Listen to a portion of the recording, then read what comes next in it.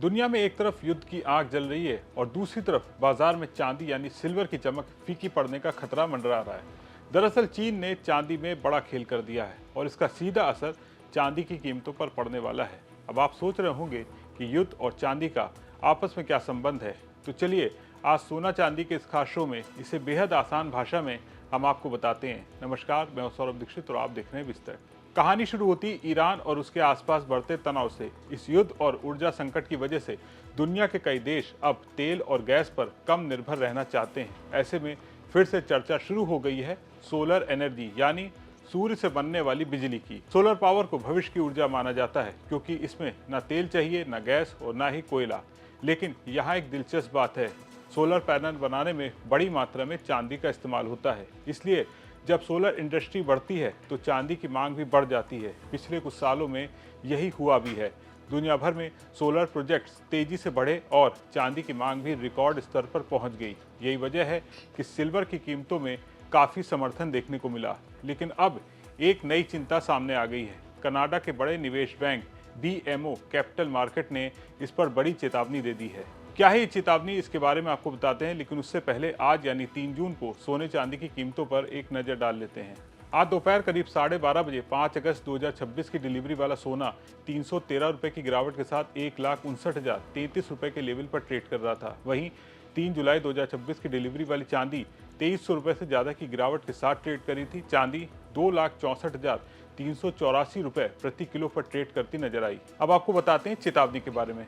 BMO capital market ने warning देते हुए कहा कि चीन में सोलर सेक्टर की रफ्तार धीमी पड़ती हुई दिखाई दे रही है और अगर ऐसा ही चलता रहा तो इसका असर सीधे सीधे चांदी की कीमतों पर पड़ सकता है। तो अब सवाल यह है कि चीन का इससे क्या लेना देना। दरअसल चीन दुनिया का सबसे बड़ा सोलर पावर बाजार है। वहीं पर सबसे ज़्यादा सोलर पैनल बनते हैं और लगाए भी जाते हैं। मतलब अगर चीन में सोलर इंडस्ट्री की स्पीड कम हुई तो दुनिया भर में चांदी की मांग पर सीधा असर पड़ सकता है।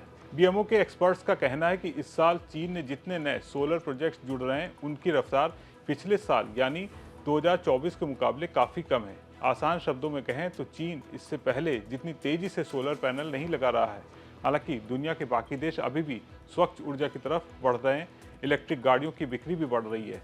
लेकिन बैंक का मानना है कि चीन की धीमी पड़ती मांग इस सकारात्मक खबरों पर भारी पड़ सकती है। एक्सपर्ट का ये भी कहना है कि फिलहाल बाजार में लोग इलेक्ट्रिक वाहनों और ग्रीन टेक्नोलॉजी की बात तो खूब कर रहे हैं, लेकिन चीन के सोलर सेक्टर की कमजोर पर उतनी चर्चा नहीं हो रही। यानी बाहर से तस्वीर जितनी चमकदार दिख रही, अंदर कुछ बादल भी नजर आ रहे हैं। अब इसका असर विश्लेषकों पर कैसे पड़ता है, तो देखिए, अगर सोलर इंडस्ट्री कम चांदी खरीदेगी तो बाजार में मांग सीधे सीधे घट जाएगी और जब मांग कम होती है तो कीमतों पर दबाव आना स्वाभाविक है। यही वजह है कि BMO को लगता है कि आने वाले वक्त में सिल्वर की मांग को उतना मजबूत सहारा नहीं मिल सकता है जितना सपोर्ट पिछले सालों में देखने को मिला था। हालांकि पूरी तस्वीर निगेटिव भी नहीं है। ऊर्जा संकट अभी भी बना हुआ है। दुनिया के कई देश अक्षम ऊर्जा यानी रिन्यूएबल एनर्जी में निवेश बढ़ा रहे हैं। ऐसे वक्त में सोलर सेक्टर पूरी तरह से कमजोर नहीं पड़ रहा है। लेकिन चीन जैसे बड़े खिलाड़ी की रफ्तार कम होना बाजार के लिए चिंता की बात जरूर है। तो कुल मिलाकर कहानी है कि युद्ध की वजह से सोलर एनर्जी की जरूरत बढ़ रही है, लेकिन दुनिया के सबसे बड़े सोलर बाजार चीन में मांग कमजोर पड़ती दिख रही है। और अगर चीन की ये सुस्ती जारी रहती है तो चांदी की कीमतों पर दबाव बढ़ सकता है। अब देखना होगा कि आने वाले महीनों में चीन फिर से सोलर सेक्टर में तेजी लाता है या नहीं, क्योंकि अगर चीन ने रफ्तार पकड़ ली तो चांदी फिर से चमक सकती है और अगर सुस्ती जारी रही तो सिल्वर मार्केट के लिए मुश्किलें काफ़ी बढ़ सकती हैं। इस पूरे मामले पर आपको क्या लगता है, कमेंट करके जरूर बताएं और बिजनेस जगत की तमाम बड़ी खबरों को देखने के लिए बने रहे विस्तार के साथ।